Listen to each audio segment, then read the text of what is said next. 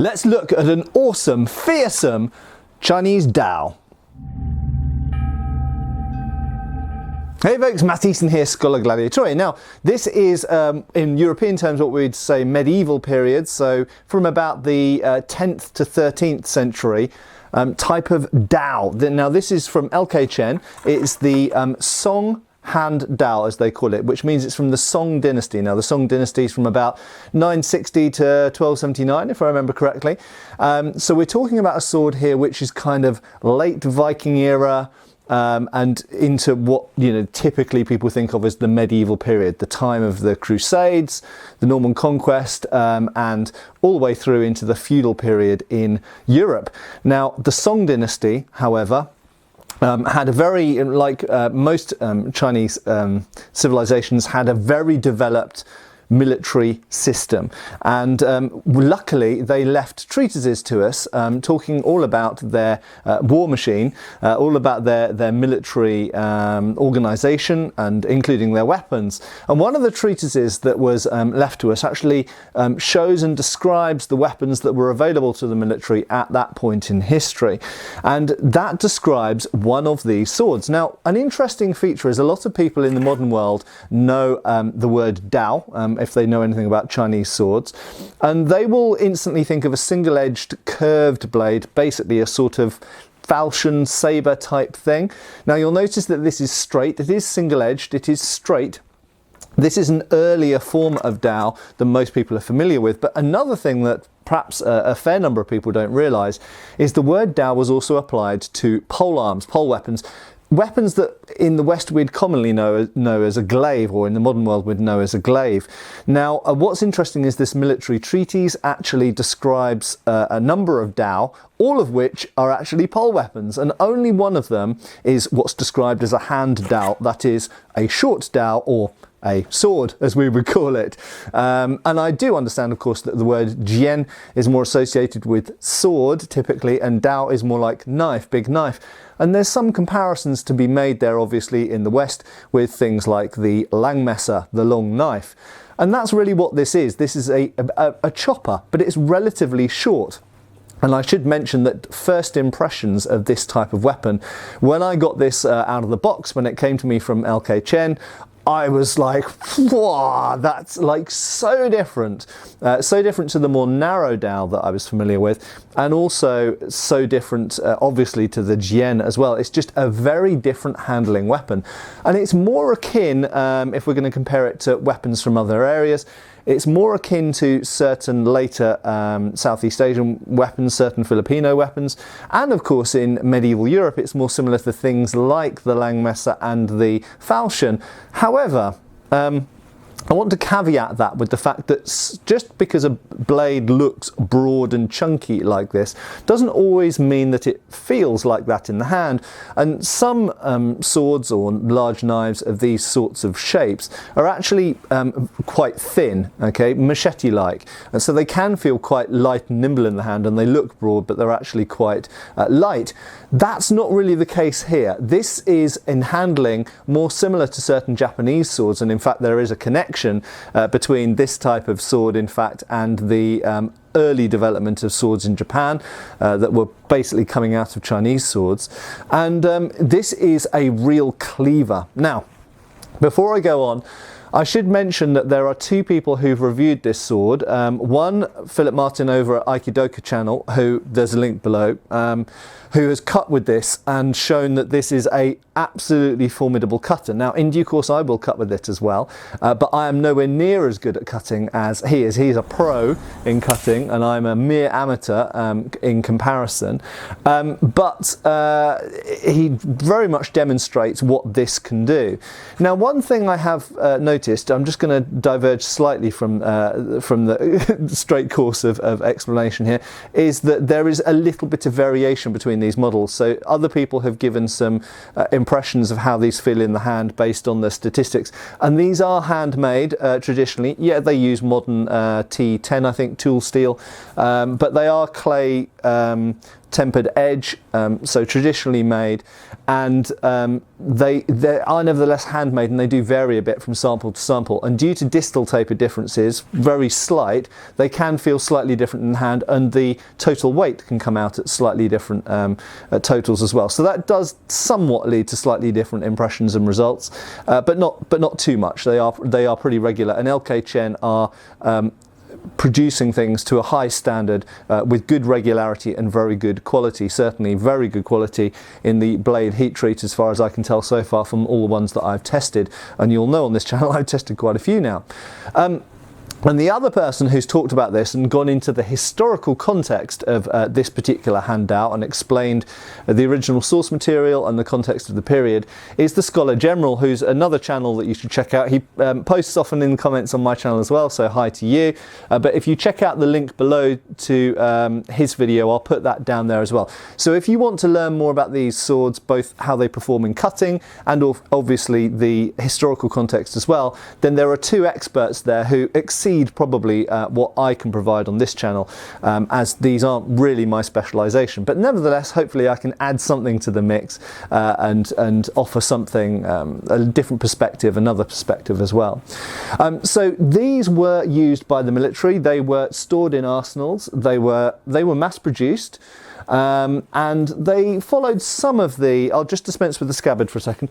They followed some of the models that had gone before, and they clearly connect to models that come after. And in fact, in overall proportions and mass and feel in the hand, this is actually not very different to antique Dao that I've actually owned and sold from the Boxer Rebellion. So we're talking about 1900. So there was a continuity of design for these type of army produced and army provided essentially militia or army, regular army swords that were churned out in large numbers for the army for hundreds of years. And yes, they change in form slightly. Generally speaking, the blades get a little bit more curved in general, different shapes of tip and stuff like this. Small changes in the design of the guard. The ring pommel is a continuing factor, almost a tradition that the Chinese seem to stick to for hundreds of years. And it should be mentioned that very often a sword knot or sling would be attached to that in some cases as well, and sometimes in martial arts, other things like ribbons and stuff. And a simple grip for the most part. Obviously, there were high-class private purchase versions of these with fancy decoration and fancy guards and pommels and fancier grips. But these are in a way, these are more important, these swords, because they were what the majority of soldiers were armed with. Now, in terms of what is it for? So it's interesting. So this is a cleaver. Now, I've spoken quite a bit in the past about what are falchions, for example, or langmessers. Where do they fit into military technology in the West? And there's lots of different ideas about that. For example, one of the main questions is, why were falchions, which are actually quite light and quite thin-edged weapons, then it's not like they're big chunky weapons like these are, why were they so popular in the age of mail armour over padded gambeson when you're not going to be able to cut through mail with a falchion? Why were falchions so popular?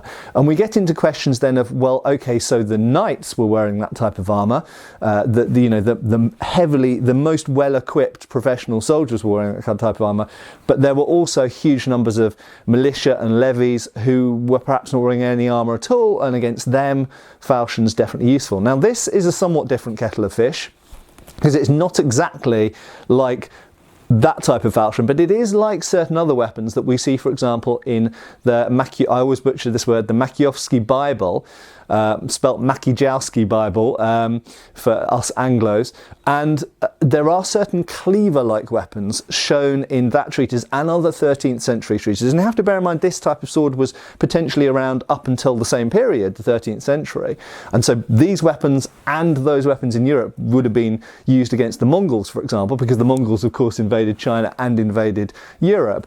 So there was, and via the Silk Road there was connection as well between China and Europe at this time. So these types of swords potentially were if not anti-armour weapons, because things like axes and maces and warhammers are probably more specialised anti-armour weapons, they were perhaps swords that were designed to still be able to give a formidable blow to someone wearing armour. Yes, you might not cut through the armour. In China, it's going to be mostly forms of lamellar armour and sometimes layered and quilted armour, fabric armours. But whilst you might not get through the armour directly, you can deal such a blow with one of these things that whether you're hitting the unarmoured person, which it's going to cleave straight through, or whether you're hitting the person in armour, which it's going to have an almost mace-like effect on, it's effective against both. And I suspect, I don't know of course, but I suspect that that's the context in which these particular weapons fit into. They're weapons that can be used against a variety of different opponents, some in armour, some not in armour, and they're incredibly strong and robust. And we should never forget that military hardware in certain scenarios, and this is true with modern army rifles and bayonets and things like that, sometimes are engineered for durability. So they're not going to require an awful lot of maintenance. They're not going to break. They might not be the optimum duelist sword, and this certainly isn't that, but it might be a very effective battlefield weapon that can hit all sorts of targets, including large shields and pole arms and everything else, and survive and be resharpened and survive again and be used for numerous campaigns and still be in one piece. This is really a brutal sword, and I have to say, of all the swords that I've had of all different cultures, there are some that you instantly, as you draw the thing out of the scabbard, it almost sends a shiver down your spine, and this is one of those. It's not especially big, it's not especially heavy, but there's just something about the shape and the form and the weight distribution that makes you think, oh, I would not want to be hit by that. And this is one of those, and you can see from Philip's cutting how incredibly effective this is. Really like a giant butcher's cleaver. Really formidable, very formidable. Now, I talked about it not being nimble, and to a sense, yes, that's true. If we compare it, if I just pull out another sword, if we compare it to a jian that's got a beautifully light and, you know, double-edged tapered and distally tapered blade, of course, in a one-on-one fight, if you only had the jian or this Song Dynasty, you're going to be in trouble if you've got this, because the other person, so long as they can keep distance, is just going to cut you to ribbons and thrust you to whatever, a colander. But this sword is not designed for that. This is designed for the soldier who's carrying a shield. This is probably a backup weapon to something like a Chinese-style halberd or a spear, probably a spear most of the time. This is a backup weapon for most people and used mostly, pretty much always with a shield, sometimes a large shield, sometimes a smaller one, and in many cases used by someone wearing some degree of armour as well. So this is a completely different type of sword for a completely different context. And we know, of course, that even officers in China at this time, in civilian life, yes indeed, they may have carried a jian, and that might have been what they might have a duel with, or like carry around in the street with, or travel with. But when they went to war, they went for the dao, and the dao at this time had become pretty much the ubiquitous Chinese battle sword. Whether you were an officer or a common soldier, the dao was the weapon you went to, whereas in civilian life, if you were an officer and a gentleman, then you would carry the jian. So, formidable battle weapon, used primarily with a shield, although I'm sure sometimes people had to use these by themselves because the shield was broken or got dropped, or you were climbing up a ladder and you couldn't carry a shield or whatever. So I'm sure these were occasionally used by themselves. Now, how does it move and feel? Well, it doesn't feel too dissimilar actually to the Langmesser. It does have more heft in the blade than that particular Langmesser, and it does have more heft in the blade than my falchion. But that being said, as I say, in the Makievsky Bible, there are examples of cleavers, which obviously we don't have necessarily surviving examples of exactly what's shown there. But we can imagine that there were some European cleaver-like falchions that probably did handle more similarly to this. It's not overly heavy, it just has a lot of authority in the blade. Now, in terms of this particular replica, so let's look at LK Chen's rendition of this. So this is their interpretation, clearly. It's not based on one particular surviving example as far as I'm aware, but there are surviving blades and parts of dowel from this period. So this is a particularly, entirely straight blade. It is absolutely dead straight. So no problem with regulations importing it to the UK, incidentally. We have problems with curved blades, but that's a topic for another video. And it has this very straight cut-off tip. And that's obviously based on originals and illustrations and artwork from the time. Personally, I think that gives it a very brutal look. And I do like that. I would love it if LK Chen did a version of this with a slightly different tip that was a bit better catered for thrusting. Maybe a sort of scooped or scalloped tip. And I know that that type is shown in Chinese art as well. So that's another option. So I think it would be nice if there was another sword like this which had a different type of tip, just so there was a bit of variety, because I think some people might find that aesthetically not pleasing. That being said, like I say, it does make it look very brutal, and the fact that your sharp edge is at the front of that angle gives that a lot of focus for energy when you're striking into things, particularly if you're striking even into something like a helmet bowl, for example. The amount of focus for penetrative force up at that tip is going to be quite large, and that's very strong. It's got a lot of meat behind it, and because it's not a slender tip, you're not going to break it. Could you thrust with this?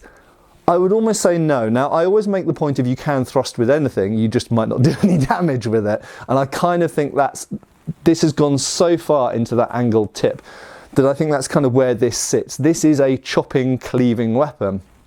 Yes, if someone's unarmoured and you jabbed that into their face, it would be horrible, and it would definitely wound, but if you did it into their body, it's not going to penetrate even through clothing to give a wound that would have any sort of effect on the fight, I wouldn't think. It would literally be like hitting them with the end of a stick, okay? So it would have percussive force, but not penetrative effect, I think. Although that has to be tested, of course, and that's partly supposition. Now, in terms of the hilt, right? So this is also partly an interpretation by LK Chen, in that the hilt is a little bit longer, I believe, than most of the originals. And this, on their website, they say this is to allow for a two-handed grip. Okay, I think that's fine, and I think for modern consumers, I think some people, definitely given the heft of this blade, I think some people, particularly if they're not used to waving swords around, might find for one-handed cuts this a little bit too much maybe for them to manage, and purely for cutting fun, if you're having a backyard cutting party, cutting bottles or tatami mat or whatever, the ability to be able to use it two-handed as well is kind of nice. Certainly later dowel tend to have very long grips. I personally, again, would like to see a version of this which has the more maybe period typical shorter grip. I personally prefer shorter grips. If I'm using this in one hand, I don't want a huge amount of excess grip that I'm not using. It just kind of feels, you can feel the inertia of it moving around, and I prefer a one-handed sword to have a shorter grip. But that's personal, that's subjective, you may feel differently about this, and I do understand why they went for the longer grip. The ring pommel, completely traditional to the period. Now, there's two but connected interesting features about the design of this guard and this grip. Now you'll notice that the guard is a teardrop, and now that's quite nice because this is a dead straight and almost symmetrical sword. So having a teardrop guard means that quite quickly in your hand you can index which way round the sword's supposed to be, because actually if you close your eyes it feels the same front and back. Okay, you could have it pointing the wrong way around and not necessarily at all feel it in your hand if it weren't for the tear-shaped guard and the tear-shaped grip. Now it's interesting because it's quite subtle and it looks kind of oval, but my understanding is that the wooden core of this is slightly thicker at the back than the front, and this gives a really ergonomic, nice feel. Fantastic for edge alignment. It's a relatively flat grip, which you guys, if you've watched many of my reviews, will know I love. I love grips where you can really feel index and feel the edge alignment. So this sort of tear-shaped or oval grip, coupled with this nice thick steel guard, tear-shaped, teardrop shaped, I like it. Very, very good. Anecdotally, if you came in close and you were using this for close-in actions, having a point on the front of your guard is never a bad thing because you can punch with it. And the fact that it projects beyond the front knuckle is a nice feature from my point of view. Now, 2 constructive comments. I won't say negative, constructive comments. So the first is of this habaki-like fitting at the bottom here.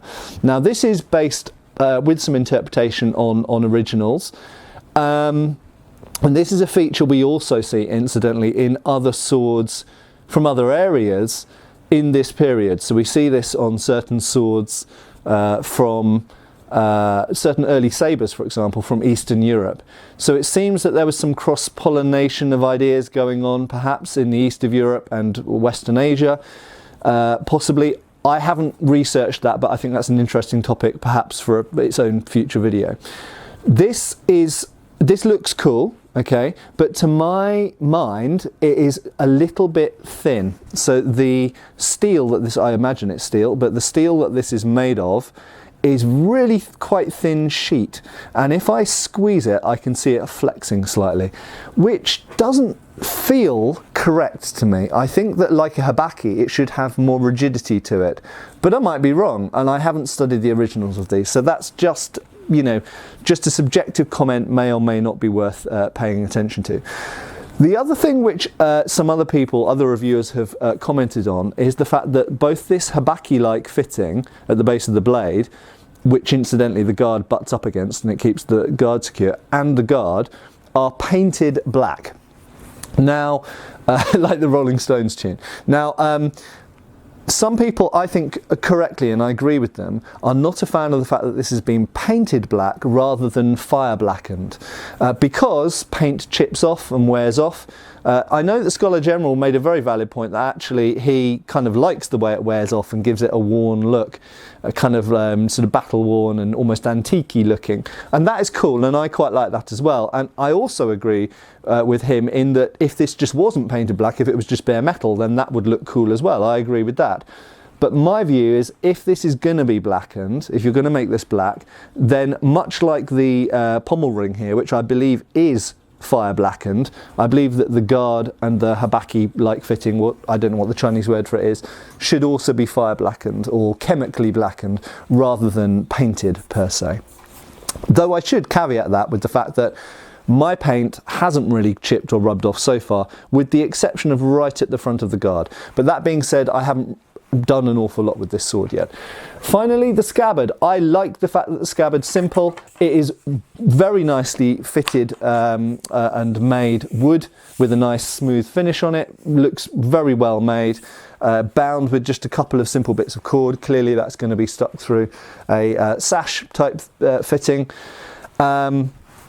I perhaps would say that the fit is perhaps a little bit loose on the scabbard, that if you turn it upside down and shake it, the sword will definitely fall out. But that being said, that's true of lots of historical swords as well, and I know that the Japanese sword community likes there to be a certain amount of grip between the sword and the scabbard, but that's not necessarily authentic to other cultures or historically the case. So there we go. Now, in terms of cutting for this, as I say, if you go and check out Philip's video linked below, you will see what this can do. I am going to do some cutting with it, and I've got an interesting target to cut. So let's go and have a look at that. So this is just a bit of fun really, but I'm going to use the Song Dao against the Christmas tree. That's right, the Christmas tree we're throwing out. As we're throwing out, I thought, well, we may as well get some more use out of that before it goes to the chipper. Or onto the compost heap in this case.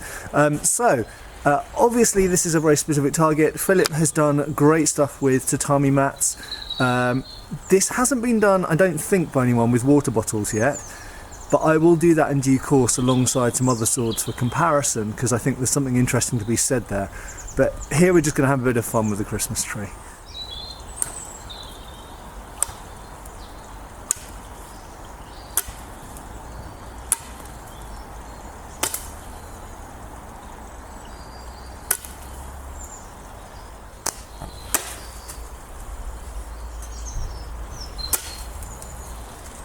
Just want to show that Christmas trees are not particularly soft targets. I mean, this is wood at the end of the day, similar to one of the arm bones there. You can see it's absolutely clean through the main stem.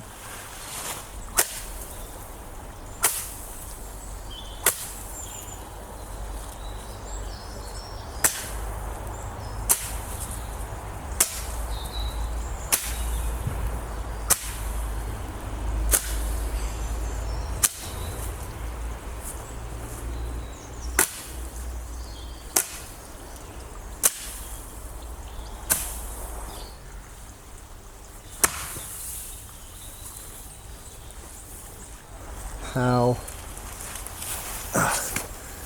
deep that cut is through several branches in one go. So that gives you an idea about the cutting power of this thing.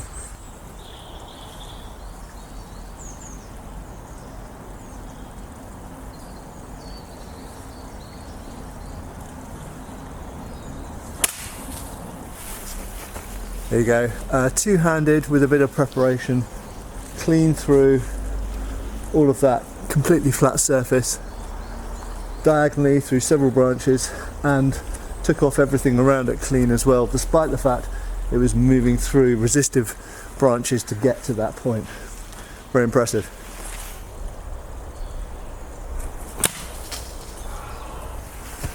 And again, straight through solid wood. You can see, relative to my hand, the thickness, pretty large limb, clean through, one rising upwards, number 3 cut. So there we have the cutting performance of the Song Hand Dao from LK Chen. Check out the link below if you want to buy one of these things, and check out the other links below as well. I've got to say, everything is completely solid. There's no movement. There's no kind of chipping or blunting to the blade. The LK Chen swords come pretty sharp. Not super sharp, but certainly sharper than some other manufacturers, and certainly sharp enough for most cutting applications. This, however, would be relatively easy to sharpen. It's not got a complex edge geometry or anything like that. It's an apple seed edge, quite finely edged. It's got some distal taper, and it's T10 tool steel. This is great, seems to have really good edge hardness and really good temper. It's got a nice bit of spring to the blade as well, and it's all as good as it was at the beginning of me chopping up a Christmas tree with it. So yeah, very impressed. I'm not hugely surprised. I expected it to do well. If any sword is going to cut through wood well, it is something like this.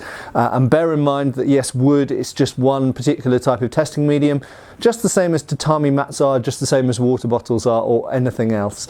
And all of these things are different type of cutting mediums. The things that these would hit in warfare would vary, from bodies to clothed bodies to armour to shields, polearms, all sorts of stuff. So it has to be able to stand up to hitting wood to some extent, and it did fantastically. So yeah, go and check out those links below. Thanks a lot for watching, and I will see you again soon on Schola Gladiatoria channel for another video, perhaps a review, perhaps something else. See you soon, folks. Thanks for watching. We've got extra videos on Patreon. Please give our Facebook a like and subscribe if you haven't already. Cheers, folks.